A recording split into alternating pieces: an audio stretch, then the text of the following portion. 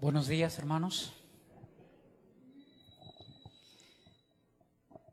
Espero que en la gracia y la misericordia de Dios todos hayamos tenido una buena semana, donde hemos disfrutado de nuestro acercamiento a Dios, donde hemos percibido la presencia de Dios cuando nos hemos acercado a la Biblia o cuando hemos pasado tiempo orando con el Señor. Que Dios haya sido propicio a cada una de nuestras circunstancias de vida. Pero vamos a orar, vamos a pedirle a Dios que nos ayude esta mañana en la meditación de su palabra, siendo que hemos tenido tiempo de adorar y alabar a Dios, reconociendo la soberanía de Dios, reconociendo que Dios es creador de todas las cosas y que Dios tiene el control también de toda su creación. Inclinemos el rostro, vamos a orar, vamos a pedirle a Dios que nos ayude en la meditación de su palabra.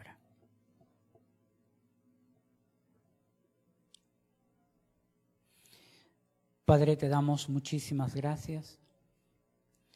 Nos permites, Señor, abrir tu palabra ahora, Dios. Después de haber tenido un tiempo, Señor, donde hemos exaltado tu nombre a través de la alabanza, nos has permitido, Señor, cantarte con entendimiento, reconociendo, Señor, atributos de tu persona. Y habiendo, Señor, puesto en nosotros, Señor, el gozo y la alegría de saber de que tú estás en este lugar, Dios. Sí, Señor, donde están tus hijos reunidos, ahí también estás tú. Y tu palabra nos enseña, Señor, que alguien más grande que este lugar está aquí. Y es la persona de tu Espíritu Santo, Señor, mientras estamos reunidos como tu iglesia. Señor, permítanos seguir percibiendo la dirección de tu Espíritu, Señor, al compartir tu palabra esta mañana. Señor, guía mis pensamientos, Señor, guía las palabras, Señor. Que seas tú, Señor, quien hable a nuestras mentes, a nuestra voluntad, Señor, y mueva nuestras emociones también. Por favor, Señor, danos a todos los que nuestra alma necesita, Dios.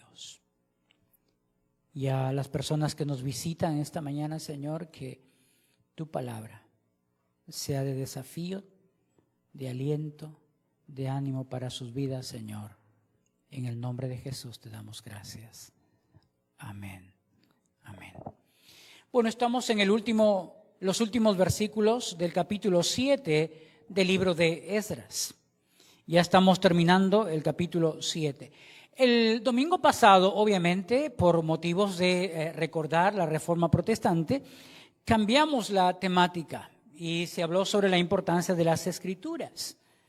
Sin embargo, este domingo volvemos otra vez a nuestros estudios del libro de Esdras. Este es el tercer mensaje que tiene que ver con el capítulo 7 del libro de Esdras. Versículos 11 al verso 26 es específicamente la carta que el rey Artajerjes da al Esdras para llegar hasta Jerusalén. Y la carta está escrita en el idioma arameo. Del verso 27 al verso 28 en adelante, la carta sencillamente, el libro de Esdras está en el idioma hebreo. Pero específicamente la carta del rey Artajerjes, por ser un rey medo-persa, la carta está en arameo, hasta el verso 26 del 11 al verso 26. El mensaje esta mañana tiene como título La responsabilidad del creyente ante Dios y el mundo. La responsabilidad del creyente ante Dios y el mundo. En otras palabras, el creyente está llamado a ser luz en la sociedad. Luz en la sociedad. Y hermanos, eso no está distante a lo que el Señor Jesús nos dijo. El Señor Jesús dijo a todos nosotros que somos la luz y la sal del mundo. Bueno, luz, ¿por qué?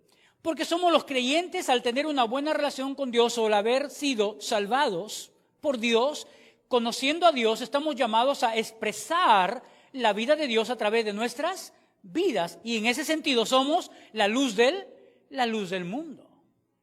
Pero también el Señor Jesús dijo que somos la sal de la tierra. Y obviamente somos la sal de la tierra porque los creyentes han sido llamados para vivir la vida cristiana en medio de la corrupción del mundo. Y la metáfora de la sal es en el sentido de preservarnos y no dejarnos contaminar por el mundo, a no dejarnos atraer por el mundo, de tal manera que el creyente entonces es la luz y la sal del mundo. Y por esa razón el título del mensaje esta mañana tiene que ver con la responsabilidad del creyente ante Dios y el mundo. En otras palabras, la luz en la sociedad. El creyente está llamado a ser luz en la sociedad en la cual les ha tocado vivir. Pero hermanos, la verdad es que vivimos en una época donde se considera la vida cristiana como un asunto privado. Es decir, ustedes habrán escuchado de repente en sus trabajos algunas personas decir, tu vida cristiana en tu casa.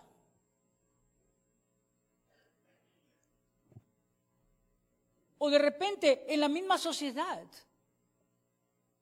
tu vida cristiana de tu puerta hacia adentro. Lo que quiero decir entonces es que la fe se ha considerado, desde hace unos años atrás, se ha considerado como si fuera solo algo privado, que solo está hecha para ser vivida entre cuatro paredes, las paredes del hogar, o sencillamente en cuatro paredes en un templo. La verdad es que no.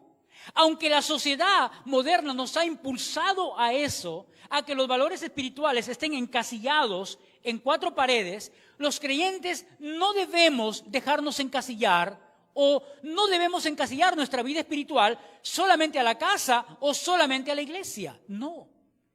El creyente es el mismo en su casa, en el templo y en la sociedad donde se desenvuelve. Y quién sabe, la mayor parte del tiempo pasamos los creyentes interactuando con otras personas en la sociedad antes que en nuestra propia casa. Por lo tanto, la fe no es un asunto privado. La fe está hecha para ser vivida en todo lugar donde como creyentes nos desenvolvemos. De otra manera seríamos hipócritas. Porque tendríamos un estilo de vida en la casa y en el templo y uno muy diferente en la sociedad. Y no estamos llamados a vivir una doble vida, no. El creyente es creyente en su casa, en el templo y en la sociedad donde se desenvuelve. Por eso es que cuando uno mira el capítulo 7, uno puede ver en Esdras un modelo de líder espiritual piadoso. Un modelo de un hombre espiritual piadoso en medio de una sociedad plural y compleja. ¿Por qué plural? Porque la sociedad expresa distintas filosofías de vida. En la sociedad tú puedes ver distintas formas en que la gente vive la vida. Y algunos tratan de ser muy moralistas y otros tratan desenfrenadamente de aprovechar cada segundo de su vida, entre comillas, aprovechar. Y una sociedad compleja porque tenemos muchísimas circunstancias que a veces no permiten o hace difícil que los creyentes podamos desarrollarnos. Lo que vamos a encontrar es que Esdras es un buen modelo de un líder que vive piadosamente en medio de una sociedad plural y compleja. Así que, hermanos, Esdras fue llamado para ejercer una influencia bajo la sabiduría de Dios a la gente de su tiempo, a la sociedad de su tiempo.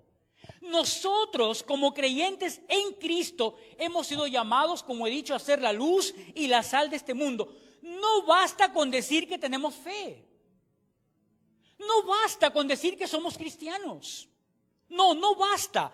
Debemos encarnar la vida cristiana en nuestra conducta, en nuestra profesión y en nuestra comunidad. Sí, debemos encarnar la vida cristiana en nuestra conducta, en el carácter, en la manera como nos expresamos, en la manera como actuamos, en la manera como accionamos. En nuestra profesión y también en la comunidad donde nos desenvolvemos. Así que el propósito del mensaje esta mañana es el siguiente, porque en torno a ese propósito gira todo el mensaje. Y por eso la preocupación de que cada domingo tener que darles un propósito para que ustedes, a la luz del propósito, puedan entender todo el mensaje. El propósito de estos versículos, del versículo 24 al verso 28, es el siguiente. Es inspirar y desafiar al creyente a vivir su fe con responsabilidad, con integridad espiritual y dependencia total del poder de Dios. ¿Escuchó bien? Ese es el propósito del mensaje esta mañana. Inspirar y desafiar a cada creyente a vivir su fe con responsabilidad, con integridad espiritual y dependencia total en el poder de Dios.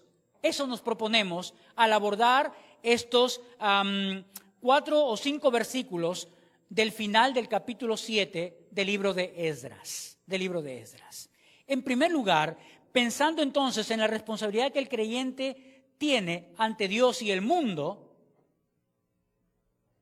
debemos decir que la primera responsabilidad es la siguiente: que debe expresar su fe con integridad en su vida pública.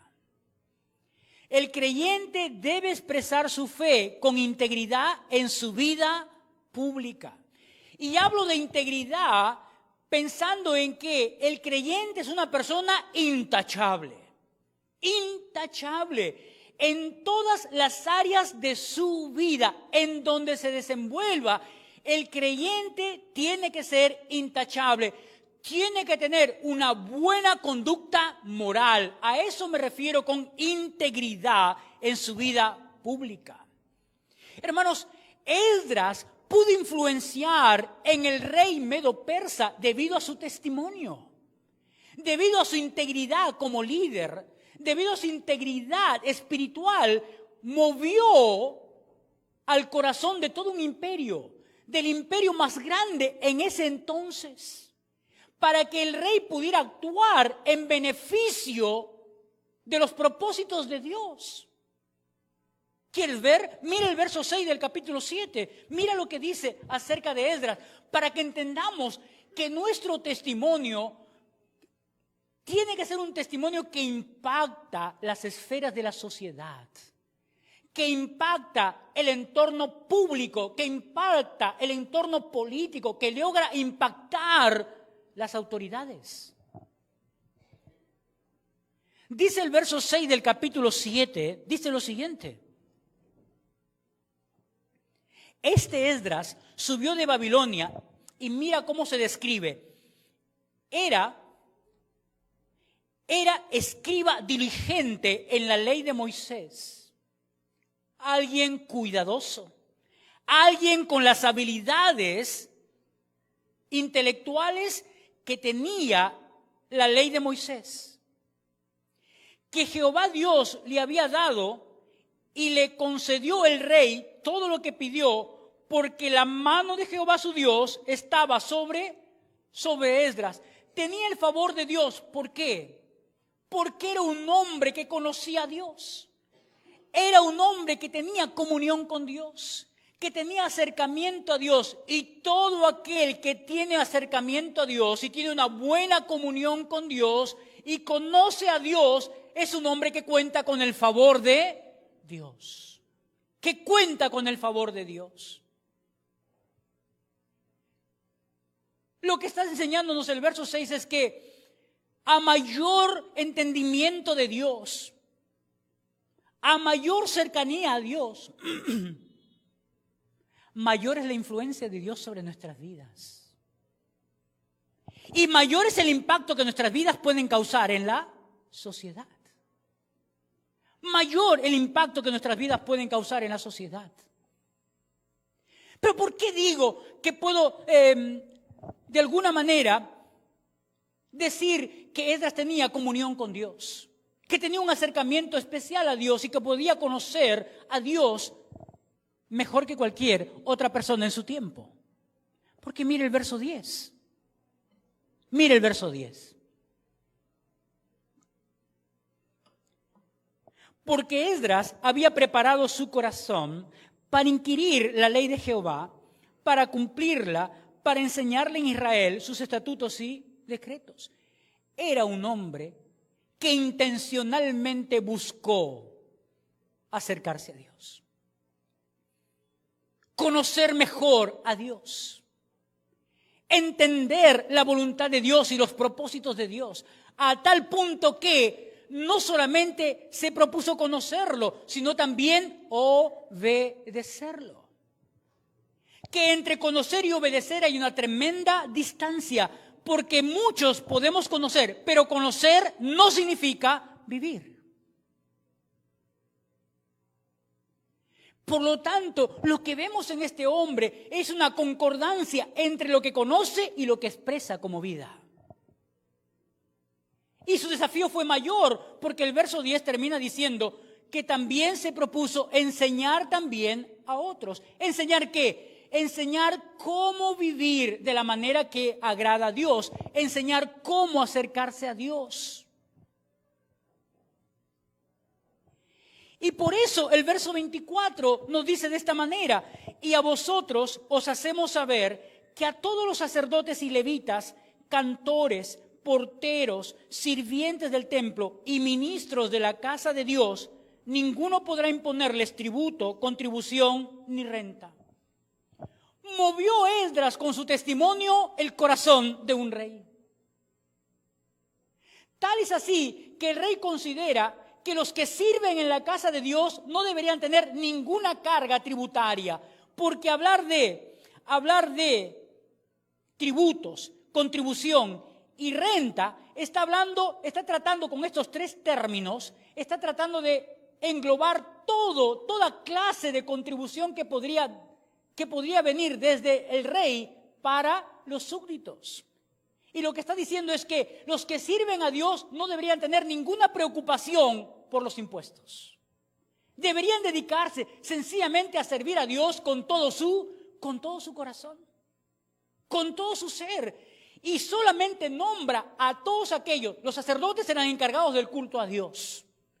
Los levitas estaban encargados de los servicios que rondaba el culto a Dios. Y luego después de ellos viene cantores, porteros, sirvientes del templo, ministros de la casa de Dios, todos aquellos que están dentro del servicio a Dios, que básicamente era la tribu de Leví y aquellos descendientes de Aarón, los sumos sacerdotes. Por lo tanto, había influido tanto en la vida de Artajerjes, rey de Persia, que el rey declara a través de un edicto que debía cumplirse que todos los que servían a Dios en el templo estaban exentos de cualquier tipo de contribución. Eso tiene que ver con el testimonio de Esdras. Tiene que ver con la integridad de su corazón. Hermanos, este versículo 24, el rey reconoce, respeta la obra de Dios y establece protección y honra para los ministros del templo. Pero más allá del edicto del rey, lo que uno puede ver es que una sociedad justa se edifica sobre el reconocimiento de la santidad de Dios, Hermanos, nos hemos puesto a pensar qué sería de nuestro país si nuestras autoridades temieran a Dios. ¿Qué sería de nuestro país si tuviéramos un presidente cristiano, con temor de Dios? Que tuviéramos ministros con temor de Dios. Que tuviéramos un Congreso que teme a Dios. ¿Qué sería de nuestro país? ¿Cómo sería nuestro país si cada creyente expresara una vida de integridad espiritualmente hablando? ¿Cómo sería nuestra sociedad si cada creyente viviera como Dios quiere que vivamos? ¿Cómo sería nuestra sociedad? Por ser como es nuestra sociedad Y por ser como es nuestras autoridades, es que el apóstol Pablo le escribe a Timoteo y le dice: Timoteo, que se hagan rogativas y oraciones por todos los que están en eminencia, para que los creyentes podamos vivir quieta y reposadamente. Está diciendo, Timoteo, si la iglesia tiene alguna expectativa de desarrollarse y de vivir en paz y en armonía, tienen que orar por sus autoridades, porque sus autoridades no temen a Dios. Y como no temen a Dios, estorban a la iglesia y su desarrollo como iglesia. Y por esa razón tenemos que orar por nuestras autoridades. Porque tenemos autoridades que no temen a Dios. Y viven como bien les parece. Y estamos llenos de escándalos. Pero la iglesia, cada creyente está llamado a vivir en integridad, porque cuando vivimos en integridad podemos mover la voluntad de aquellos que nos están gobernando. ¿Por qué? Porque contaríamos con el favor de Dios, contaríamos con el poder de Dios actuando a través de la vida de cada creyente, como fue a través de la vida de Esdras. Dios usó a este hombre para dar a notar la santidad de Dios, para dar a notar que cuando vivimos en santidad podemos mover las más altas esferas del poder. Dios puede mover las más altas esferas del poder. Pero para eso los creyentes tenemos que vivir en integridad en nuestra vida pública. Es decir, la gente no solamente, o nuestros hijos, o la esposa, o en la casa, podemos, de repente nos pueden conocer que somos cristianos, pero cuando estamos en los estudios, cuando estamos en la oficina, cuando estamos en la sociedad, ya no. Y de repente nadie se incomoda por nuestras vidas. Y sencillamente nadie se incomoda, ¿por qué? Porque no ve ninguna diferencia entre cómo yo vivo y cómo ellos viven. Usamos el mismo vocabulario, tenemos las mismas acciones y no nos distinguimos de nada. Y por eso, me parece, por esa razón es que tenemos la sociedad que tenemos. Por esa razón me parece es que tenemos aún los hogares que tenemos. Y por esa razón aún tenemos el entorno en la comunidad que tenemos. Porque no hemos logrado con nuestra vida influenciar en nuestro entorno. Y si no hemos logrado influenciar en nuestro entorno es porque nos falta integridad como creyentes. Y estamos viviendo hipócritamente como si fuéramos verdaderos hijos de Dios. Así que la fe no se limita solo al culto. La fe debe influenciar en las leyes, en la economía, en la ética. Esdras representa una espiritualidad que afecta las estructuras mismas del poder. Y el creyente está llamado a hacer eso. Donde estés, donde te desenvuelvas, tiene tu vida que afectar las vidas de aquellos que están alrededor de tu persona. Si no afecta sus vidas, entonces tenemos que preguntarnos qué está pasando con nuestro testimonio de vida. Porque, hermanos, la vida de Jesús afectó su entorno, por eso lo querían matar. Juan el Bautista fue muerto, ¿por qué? Porque su vida afectó la vida de un gobernador y lo decapitaron. Esteban afectó con su testimonio la sociedad de su tiempo y por eso lo mataron. Santiago el apóstol, el primer mártir en el libro de los Hechos, también fue muerto. ¿Por qué? Por su testimonio de vida. Porque afectaba las esferas de la sociedad. Por eso es cuando los apóstoles Pedro y Juan comenzaron a predicar, los tomaron presos, los flagelaron, trataron de intimidarlos y ellos dijeron, pero díganme ustedes, ¿es mejor obedecer a ustedes o a Dios? Y luego dijeron, Señor, danos de nuevo para seguir predicando tu palabra, danos valor para seguir predicando tu palabra y vivir como tú deseas que vivamos. ¿Por qué? Porque la vida cristiana, vivida en integridad, estorba, incomoda a los no creyentes. Incomoda.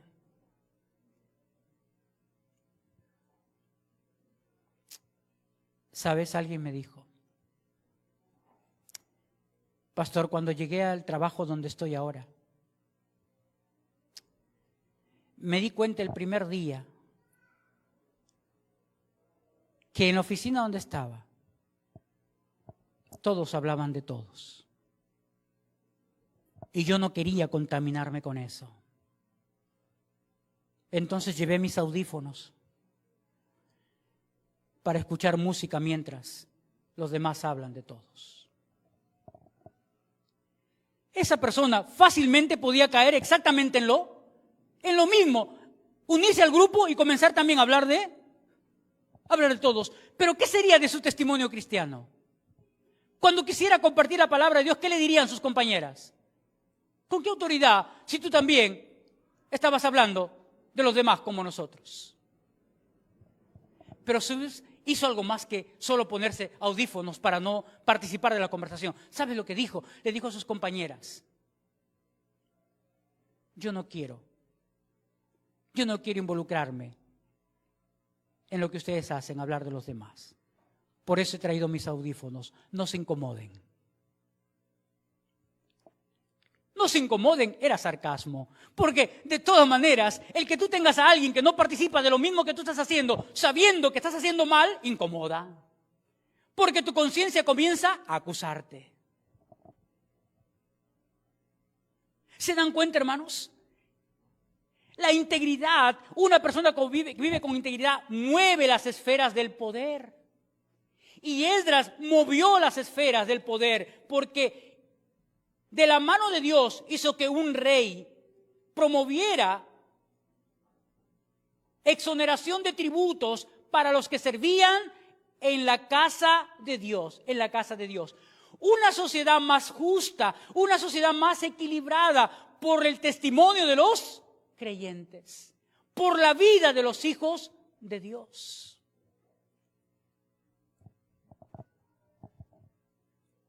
Por eso, hermanos, la fe no se limita a 4 paredes. La fe debemos expresarla en todo lugar donde nos desenvolvemos. ¿Sabes qué dice Miqueas capítulo 6, verso 8? Dice lo siguiente. A manera de pregunta, dice, ¿y qué pide Jehová de ti? ¿Qué pide Dios de nosotros? Y dice, solamente hacer justicia, vivir de una manera justa, amar misericordia, tratar con benevolencia, tratar con respeto y humillarte ante tu Dios, obediencia y reverencia a Dios. Proverbios 10, 11 dice lo siguiente, en el bienestar de los justos se alegra la ciudad. Mas cuando los impíos perecen, hay regocijo. Porque, hermanos, mientras más creyentes vivamos como a Dios le agrada, menos impíos habrá. ¿Por qué? Porque nuestro testimonio habrá tocado también sus corazones. Habrá tocado también sus corazones. Primera de Pedro, capítulo 2, verso 12 dice, manteniendo buena vuestra manera de vivir ante los gentiles. Manteniendo buena nuestra manera de vivir ante los no creyentes, ante aquellos que no conocen a Dios. ¿Para qué? Para que glorifiquen a Dios por nuestro testimonio de vida. Porque tú eres diferente, tú piensas diferente, tú hablas diferente, tú actúas o debemos actuar de una manera distinta.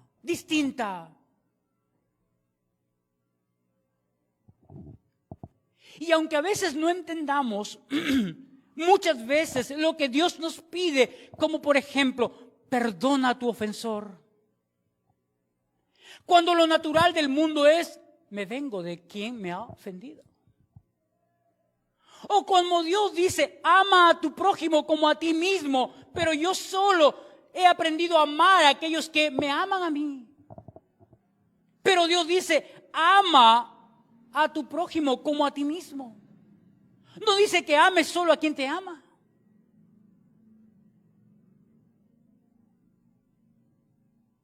Tenemos en la palabra de Dios estándares de la vida cristiana que solamente podemos cumplir y que podemos sencillamente vivir en ellos porque Dios nos ha dado todos los recursos para que podamos como creyentes vivir de esa manera que a Él le agrada. Porque si no, no nos pidiera hacer algo que no somos capaces de hacer. Es porque Dios nos ha capacitado, es porque tenemos el Espíritu Santo en nuestras vidas y todos los recursos de Dios a nuestra disposición que podemos vivir como a Dios le agrada. De otra manera, Dios no nos va a pedir algo que tú y yo no estamos en la condición de hacer. O no tenemos los recursos para hacerlo. No. Richard Baxter, un puritano del siglo XVII, dijo lo siguiente, escucha bien, si la piedad del cristiano no mejora la comunidad donde vive, su fe no es más que una siembra o una sombra de la verdadera. Escucha bien, si la piedad del cristiano no mejora la comunidad donde vive, su fe no es más que una sombra de la verdadera. Lo que está diciendo es que sí o sí, la vida cristiana vivida con integridad tiene sus efectos. Tiene sus efectos. Y yo creo que los efectos son dos. En primer lugar, o comienza la sociedad a perseguirnos y a rechazarnos, que es lo más probable que sucede, a perseguirnos y a rechazarnos, o en segundo lugar, la sociedad es trastocada por nuestro testimonio y mucha gente se convierte a Cristo. Y mucha gente viene a los pies de Dios. Pero somos los instrumentos de Dios. Somos los instrumentos de Dios. No van a bajar ángeles para predicar el evangelio por si acaso. Nosotros somos los instrumentos de Dios. Predicando y viviendo el evangelio en nuestras vidas. ¿Cómo aplicamos esto? Este primer punto, ¿cómo lo aplicamos como iglesia? ¿Cómo lo aplicamos a nuestras vidas? Creo que la aplicación es la siguiente. En primer lugar, el creyente es creyente en su empresa donde trabaja y debe ser un ejemplo de honestidad. El creyente en su trabajo debe ser un ejemplo de honestidad. Y hermanos, allí no hay que la amistad me cubre si llego tarde. Sencillamente, nuestro testimonio está primero. Así que donde yo trabajo, debo ser un ejemplo de honestidad. No cubrir a nadie en sus faltas. Ser capaz, aunque me cueste y aunque me perjudique, siempre tengo que decir la verdad. Siempre tengo que decir la verdad. Una segunda aplicación sería la siguiente. El servidor público debe ejercer justicia con equidad. Aquí tenemos personas que de repente trabajan en la policía, o trabajan en el Poder Judicial, o son fiscales, o pueden tener un trabajo como jueces, pero todos están llamados a ejercer justicia con equidad. No como lo que tenemos hoy en día, hermanos. Juicios que duran 10, 15 años. Fiscales que no hacen su trabajo con equidad, con justicia. Y como dice un dicho, justicia que tarda no es justicia. Así que el servidor público que es cristiano, que es creyente, está llamado a desenvolverse dentro de su trabajo con honestidad, a hacer justicia con equidad. El estudiante, los estudiantes en el colegio, en la universidad, deben representar la verdad en un ambiente de relativismo, donde los principios se usan conforme a las circunstancias. ¿Y es fácil? No, no es fácil. No es fácil, ¿por qué? Porque, hermanos, yo he conversado con muchos estudiantes. Estás dando un examen. Y tú, como un estudiante cristiano, sabes que no puedes copiar y sencillamente respondes lo que tú has estudiado y lo que Dios te ha ayudado a recordar, eso respondes. Pero de repente volteas la cabeza y te das cuenta que a poca distancia hay un compañero que está copiando de lo más de lo lindo.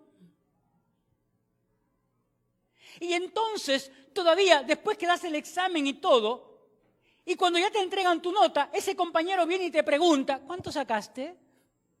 Y tú, claro, con tu esfuerzo y tu honestidad, dices, saqué 12. Y tú le preguntas, ¿y tú? 16. Y claro, eso produce sentimientos en ti, sentimientos de impotencia. Y luego lo ves a ese compañero hablar y exhortar a otros sobre moralidad. Y te das cuenta, es una sociedad relativa, con un relativismo profundo en su ser y usa principios según le conviene, según les convenga. Pero tú como creyente, aún con tu 12 y con toda la injusticia que tú puedes ver, tú puedes estar muy bien con Dios, aunque la sociedad no te vea bien. Aunque la sociedad no te vea bien. ¿Cómo le pasó a una jovencita que estaba dando su examen en la universidad, estaba en un curso dando su examen y de pronto alguien de adelante le pasa un apunte y le dice, dáselo al de atrás? Dáselo al de atrás. Claro, la jovencita en ese momento arrugó el apunte porque si lo descubrían, el apunte en su mesa, podía pensar el catedrático que ella estaba copiando. Lo arrugó todo y lo metió debajo de su manga. Nunca lo pasó atrás. ¿Qué se imaginan los que los de atrás decían? Pero si solo tenías que pasarlo. Pero el pasarlo era participar también de lo deshonesto. ¿Se dan cuenta? No es fácil, es difícil. Todos van a querer que hagamos lo que ellos mismos hacen también. Todos van a querer involucrarnos en su condición de vida. Pero el creyente está llamado a vivir en integridad en su vida pública. Y si vive íntegramente en su vida pública, también tiene que ser en su vida privada. Es lo mismo en su vida privada. Por último, la iglesia no debe aislarse, sino participar activamente en el bien común. El Señor Jesucristo dijo, Padre, yo te ruego que los guardes en el mundo, pero no los quites del mundo. Porque ¿dónde tenemos que influenciar la iglesia? En el mundo. En el mundo. Por eso me llama la atención cuando los hermanos se vuelven muy cucufatos, muy religiosos, y entonces comienzan a imponer cosas que la Biblia no te impone. Y si tú ves que tu hijo está escuchando una música, enséñale lo que es evaluar una música.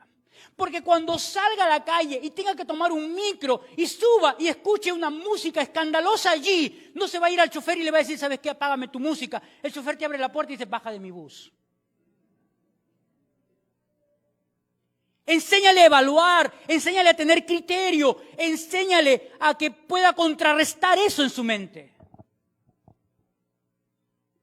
Porque el Señor nos ha mandado a que podamos influenciar el mundo.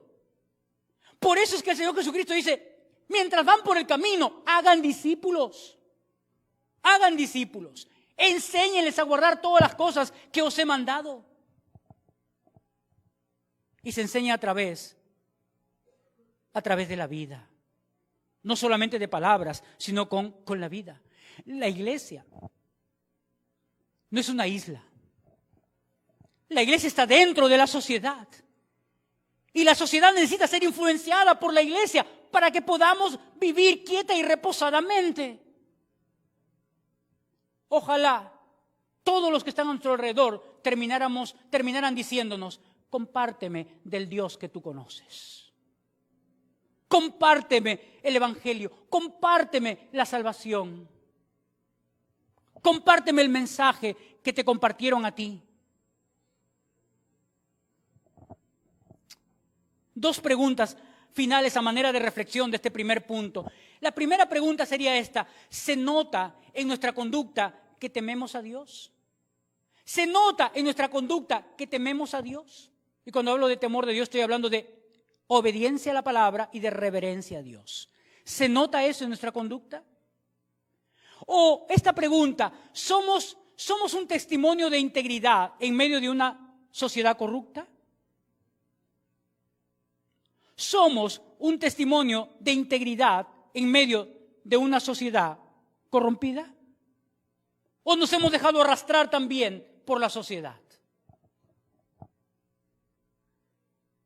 Así que, hermanos, pensando en la responsabilidad que el creyente tiene ante Dios y el mundo de ser luz en la sociedad, hemos visto en primer lugar que la fe verdadera debe expresarse con integridad en nuestra vida pública. Y todos tenemos que evaluarnos si somos íntegros, si somos intachables, si no hay nada que un dedo pueda señalar en nuestras vidas. Absolutamente nada. En segundo lugar, verso 25 nos dice lo siguiente. Dice: y tú, Esdras, conforme a la sabiduría que tienes de tu Dios, pon jueces y gobernadores que gobiernen a todo el pueblo que está al otro lado del río, a todos los que conocen las leyes de tu Dios, y al que no las conoces, le enseñarás. Lo que nos está diciendo este verso 25 es lo siguiente: la sabiduría de Dios debe guiar la enseñanza, la justicia y la cultura. La sabiduría de Dios debe guiar la enseñanza, la justicia y la cultura. Hermanos, ¿qué había pasado hasta ese momento? Hasta ese momento lo que había pasado era lo siguiente: Israel tenía un suelo. Estaban viviendo en Jerusalén. La tribu de Judá tenía posesión de la ciudad de Jerusalén y sus pequeños alrededores. Ya tenían un templo, porque ya el templo estaba construido. Antes de que Esdras pudiera regresar, ya tenían un templo. ¿Qué faltaba? Faltaba autoridades para juzgar y autoridades para gobernar. Porque cuando un pueblo tiene tierra, cuando un pueblo tiene templo, tiene vida de comunión con Dios, tiene una expresión religiosa, tiene todo un sistema ceremonial de santidad y de adoración a Dios, y tiene gobernantes, ya se considera ¿qué? Una nación con identidad, Y si esa nación está fundamentada sobre la palabra de Dios, sobre la justicia que deviene de la palabra de Dios, entonces esa nación contará con el favor de Dios, con la bendición de Dios. Por eso es que Artajerjes le dice: Esdras, conforme a la sabiduría que tienes de tu Dios. No le dice conforme a tu sabiduría humana. Cuando le dice conforme a la sabiduría que tienes de Dios, es porque está considerando que Esdras conoce a Dios, que sabe la ley de Dios, que vive la ley de Dios y que puede ser un hombre que puede enseñar a otros la ley de Dios. Todo eso está considerando Artajerjes. Por eso le dice: elige gobernadores, elige jueces, elige administradores. Porque es lo que faltaba para que allí se establezca ya con reconocimiento una nación. La nación posexílica, la nación de Israel después del exilio. Y quería Dios que esa nación surgiera temerosa de Dios, que gobernara conforme a los principios de Dios, que estableciera justicia conforme a los principios de la ley de Dios. Un pueblo que, aunque tenía autoridades civiles, que aunque tenía autoridades religiosas, por encima estaba la autoridad de Dios. Dios guiando a las autoridades religiosas y a las autoridades civiles, pero finalmente ambas autoridades comprometidas a adorar a Dios en el ejercicio del poder. ¿Se dan cuenta, hermanos? La sabiduría de Dios debe guiar la enseñanza, la justicia y la cultura. ¿Por qué? Porque, hermanos, la transformación de la sociedad empieza cuando la verdad de Dios informa la mente y transforma nuestro ser completamente. Una sociedad es transformada cuando la verdad de Dios informa a la mente y transforma nuestro ser por completo.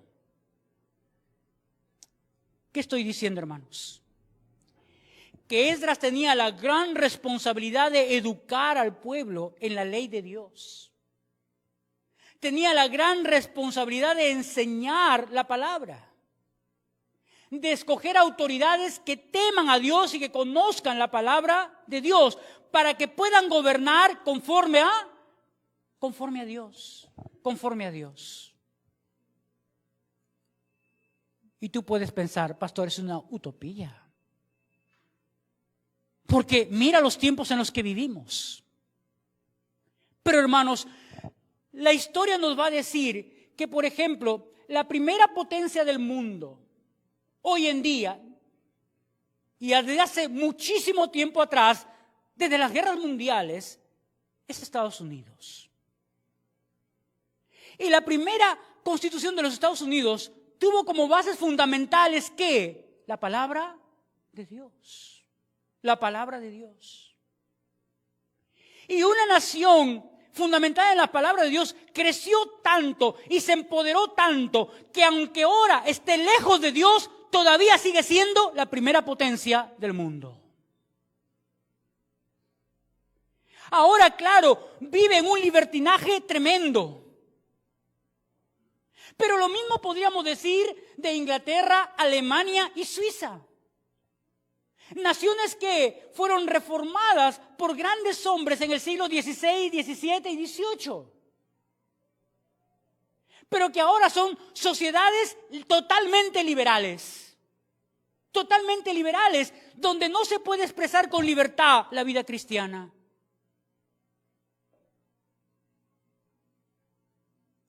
Pero por lo menos, hermanos, tenemos el desafío nosotros, los que conocemos la palabra de Dios, de enseñar a quien no la conoce.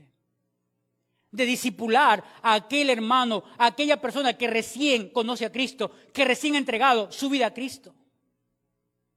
De enseñarle los fundamentos de la palabra de Dios a fin de que su vida vaya edificándose en el conocimiento de Dios y vaya madurando espiritualmente para que sepa cómo resistir su propia carne, resistir las atracciones del mundo y resistir los ataques de Satanás también. El creyente está llamado a vivir conforme a los estándares, principios que están enmarcados en la palabra de Dios. Aquí no hay moralistas. Aquí hay personas que han rendido su vida a Cristo al darse cuenta que estaban lejos de Dios a causa del pecado. Y habiendo reconocido su condición de pecadores, por fe aceptaron a Cristo y su sacrificio en la cruz y su resurrección para que uno pueda tener vida eterna. Y hemos sido sellados, dice la palabra, con el Espíritu Santo de Dios, que nos capacita para entender su palabra y para vivir como a Dios le agrada. Para vivir como a Dios le agrada. Y luchamos. Luchamos para vivir como a Dios le agrada, porque luchamos con nuestros apetitos carnales. Luchamos con las atracciones que vemos en el mundo, es decir, las distintas maneras de expresar la vida que el mundo tiene. Y luchamos contra Satanás, aquel ser espiritual caído de la gracia de Dios, de la presencia de Dios, caído.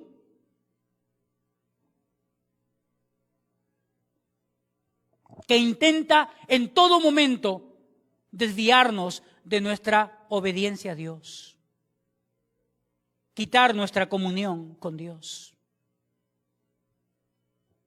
Por eso es que Deuteronomio capítulo 4, verso 6 dice: guardaos pues y poned por obra, porque esto es vuestra sabiduría y vuestra inteligencia ante los ojos de los pueblos. Lo que está diciendo es: vivan conforme a la palabra de Dios, vivan conforme a la ley de Dios. Por eso es que el capítulo 6 de Deuteronomio nos va a decir: instruye al niño en el temor de Dios. ¿Cómo? Recordándoles que Jehová tu Dios, uno es. Y eso tendrás que hacerlo en la mañana, por la tarde y por la noche. En todo momento, háblale al niño de Dios. Y entonces el proverbista va a decir: si instruyes a un niño en el temor de Dios, aun cuando fuere viejo, hay la esperanza de ¿qué? De que no se aparte o que venga a los caminos del Señor. ¿Qué estamos haciendo en nuestro matrimonio? ¿Qué estamos haciendo con nuestros hijos? ¿Qué estamos haciendo en la sociedad donde nos ha tocado vivir? ¿Qué testimonio de vida tenemos en la sociedad? Santiago 3:17 dice: la sabiduría que es de lo alto es primeramente pura, después pacífica, después amable. ¿Esta sabiduría dónde se encuentra? En la palabra. Es la sabiduría de la palabra. Porque la sabiduría que impera en el mundo, la astucia entre comillas, el desenfreno o vivir la vida en libertinaje, esa es la sabiduría que impera en el mundo. La semana pasada, el pastor José Valdivia, haciendo un alto en la predicación del libro de Esdras, nos hablaba sobre la importancia de la palabra de Dios. Y tocó este pasaje de 2 Timoteo capítulo 3, versos 16 y 17, que habla de que toda la Escritura es inspirada por Dios y útil. Y ahí veíamos para enseñar, redarguir, para instruir, un montón de adjetivos.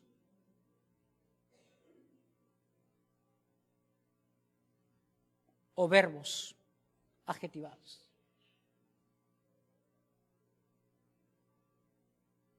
Y nos decía que todo eso era ¿para qué? Para preparar al hombre para toda buena obra. Es la palabra de Dios que nos lleva a hacer las cosas como a Dios le agrada. Jonathan Edwards, un predicador del siglo XVIII, decía lo siguiente: donde la verdad de Dios ilumina la mente, la sociedad entera es preservada de su propia ruina. Donde la verdad de Dios ilumina la mente, la sociedad es preservada de su propia ruina. Hermanos, no desmayemos. Tratemos de alcanzar a la mayor cantidad de personas con la palabra. Que Dios ilumine de entendimiento a las personas mientras les predicamos la palabra. ¿Para qué? Para que la sociedad sea preservada y no caiga en ruinas. Por eso, a manera de aplicación podemos decir lo siguiente: en la familia los padres deben enseñar principios bíblicos que orienten a sus hijos. En la familia tenemos que enseñar a nuestros hijos principios bíblicos que los oriente para poder desarrollarse en la sociedad, como hemos visto lo que pasa en las universidades.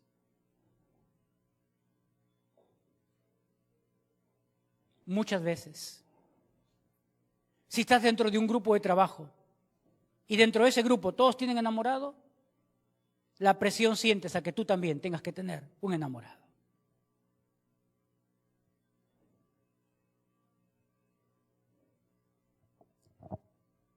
Es muchísima la presión que el mundo ejerce sobre la vida cristiana, sobre los creyentes. O cuando tú estás haciendo un trabajo en grupo y alguien no participó y viene: pon mi nombre, por favor. Voy a poner tu nombre y al costado: no trabajó. Todos te van a mirar repulsivamente. En la iglesia, los líderes deben formar discípulos pensantes y sabios. No quisiera que nadie sea un loro en la iglesia, es decir, que solamente repita lo que ha escuchado del pastor, lo que escucha de su maestro en la academia bíblica. No, lo que queremos es entregarles los recursos necesarios para que usted aprenda a estudiar la Biblia, a investigar en la Biblia, y usted por el Espíritu Santo, iluminando su mente, pueda entender lo que la palabra dice allí y pueda edificar su vida con el entendimiento que el Espíritu Santo le da. Pero no queremos loros en la iglesia. No. La iglesia se encarga también de disciplinar a aquellos que no andan bien. El mundo lo que hace es tapar las cosas. Y aunque luego salen a la luz, siguen tapándolas. En la iglesia no. En la iglesia disciplinamos a aquellos que no están andando bien en los caminos del Señor. Y cuando las personas o aquellos que son disciplinados tienen autoridad en la iglesia y tienen algún tipo de influencia en la iglesia, son disciplinados públicamente. Pero hay otras personas que no tienen autoridad en la iglesia, que no son parte de algún ministerio visible, sencillamente son disciplinados privadamente en la iglesia también. Pero la iglesia no pasa por alto cuando el cuerpo de ancianos, los pastores, sabe algo, disciplina. Pero la disciplina, el propósito es restaurar a la persona, no eliminarla. No tiene que ver con desacreditarlo o desacreditarla para toda su vida.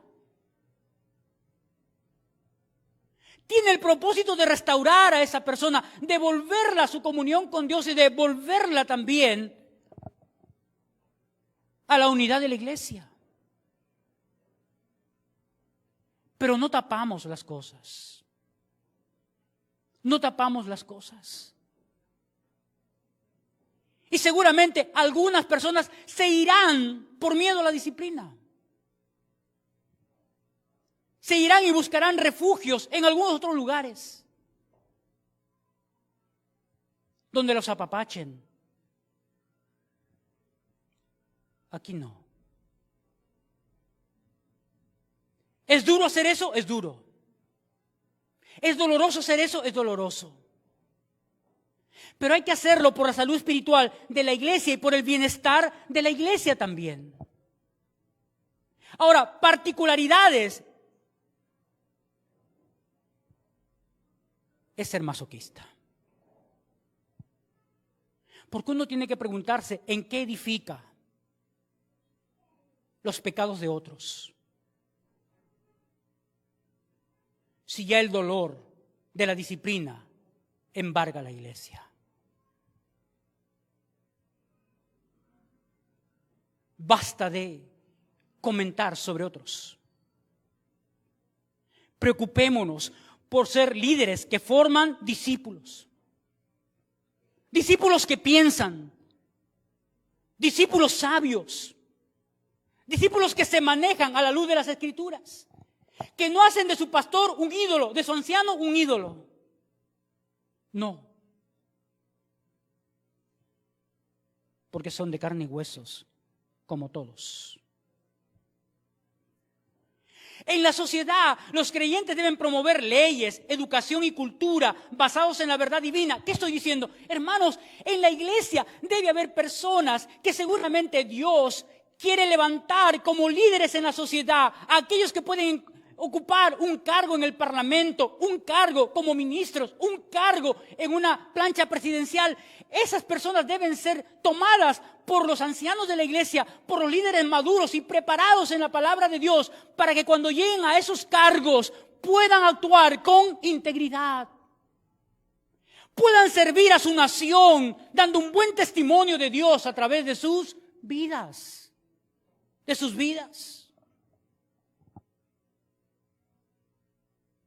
La iglesia no cierra sus puertas. Aquí debe haber personas que Dios toque seguramente y prepare para que estas personas sean de mucha influencia en el poder de la sociedad. Desde policías que comiencen a tener cargos, alcaldes, gobernadores, parlamentarios, diputados, senadores que vamos a tener ahora en la próxima elección, presidentes. ¿De dónde sabemos que alguien, Dios, está aquí tocando su corazón para impulsarlo a ir a la sociedad, a estas esferas de la sociedad? Pero tiene que ser preparado en el seno de la iglesia para que sepa cómo enfrentar el poder.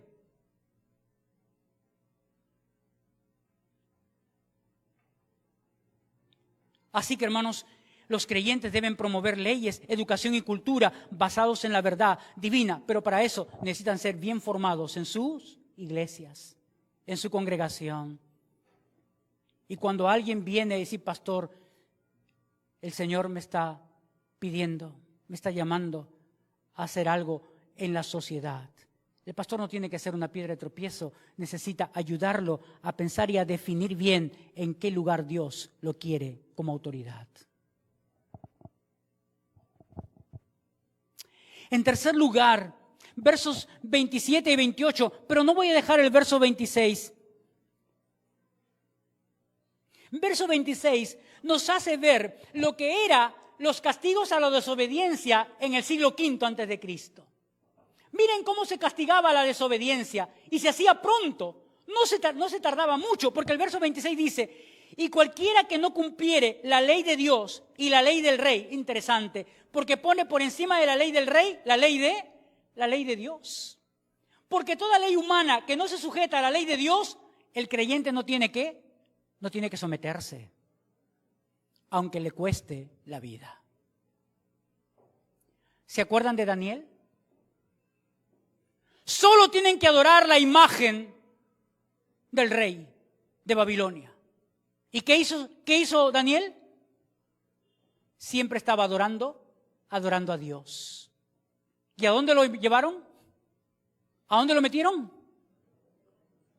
¿Y qué hizo Dios? Lo protegió. La ley de Dios está por encima de la ley del hombre. Pero miren las penas y el proceso que seguían aquellos que no obedecían la ley. Dice, sea juzgado prontamente. Tenemos que volver ese tiempo para que sea prontamente. Porque en este tiempo vas al juzgado y te mueres y te siguen juzgando. Prontamente, ¿cuáles eran los castigos? Mira cuáles eran los castigos. La muerte, el destierro, la confiscación de tus bienes y la cárcel. 4 penas habían. O bien te sentenciaban a muerte, o bien al destierro, o bien te confiscaban todos tus bienes, o ibas a la cárcel. Eso eran las penas que había en ese tiempo. Pero era rápido. Era hacer justicia rápidamente a los que desobedecían la ley de Dios y la ley del rey. Versos 27 y 28, le he puesto como título a este punto, al tercer punto, la mano de Dios fortalece al creyente para influenciar con valentía. La ley de Dios o la mano de Dios fortalece al creyente para influir con valentía. Mira lo que hace aquí Esdras. Ya estos versos son en hebreo, versos 27 y 28. Es una especie de doxología, es una especie de canto final. Dice, bendito Jehová, Dios de nuestros padres, que puso tal cosa en el corazón del rey. Lo primero que hace Esdras aquí en este verso 27 es reconocer la soberanía de Dios. Que Dios mueve los corazones de cualquier autoridad, de cualquier persona que está en el poder, para honrar la casa de Jehová que está en Jerusalén. Lo segundo que reconoce Esdras en este verso 27 es que Dios es proveedor de todo lo que necesita su casa. Que Dios provee todo lo que es necesario para su casa. Y en tercer lugar, verso 28, e inclinó hacia mí su misericordia delante del rey y de sus consejeros y de todos los príncipes y poderosos del rey, y yo fortalecido por la mano de Dios sobre mí. En tercer lugar, Esdras reconoce que es el poder de Dios actuando en él que ha promovido el favor del rey y todo lo que él fue mandado a hacer en Jerusalén. Porque contaba con el favor de Dios y el respaldo de Dios. Y el respaldo de Dios. George Whitefield, un predicador del siglo XVIII, en su sermón El reino de Dios, dijo lo siguiente: un corazón encendido por la gracia vale más que 1000 coronas, porque el poder del creyente proviene del Dios que lo envía. Hermanos, nunca vayamos a hacer algo en nuestras fuerzas para Dios. Cuando vamos a hacer algo para Dios, tenemos que ir en las fuerzas de Dios, en el poder de Dios. ¿Para qué? Para que la obra no fracase. Para que la obra no fracase. Cuando vamos en nuestro poder, la obra fracasará. Va a fracasar la obra. ¿Cómo aplicamos este tercer punto a nuestras vidas? En primer lugar, el creyente que depende de la gracia divina no teme los desafíos sociales. Hermanos, como hemos dicho, dos cosas van a pasar al vivir en integridad. O la gente nos persigue por nuestro testimonio cristiano, o las personas terminan rindiendo su corazón a Cristo. Pero no dejemos de enfrentar los desafíos sociales. En segundo lugar, Dios busca hombres y mujeres que ejerzan influencia bajo su mano.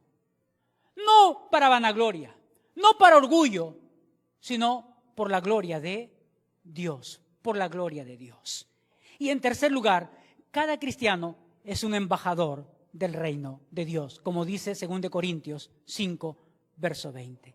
Cada cristiano es un embajador en el nombre de Dios. De tal manera, hermanos, que la sociedad de hoy en día necesita hombres y mujeres que vivan con integridad, que enseñen con sabiduría, que sirvan con valentía bajo la gracia del Señor. ¿Escuchó bien? Hombres y mujeres que vivan con integridad, que enseñen con sabiduría y que sirvan con valentía bajo la gracia de Dios. Richard Baxter dijo lo siguiente: el mundo no será reformado por los poderosos, sino por los piadosos que viven y oran con propósito. ¿Entiende, hermanos? Son los piadosos. ¿Y dónde se encuentran los piadosos? Aquí esta mañana.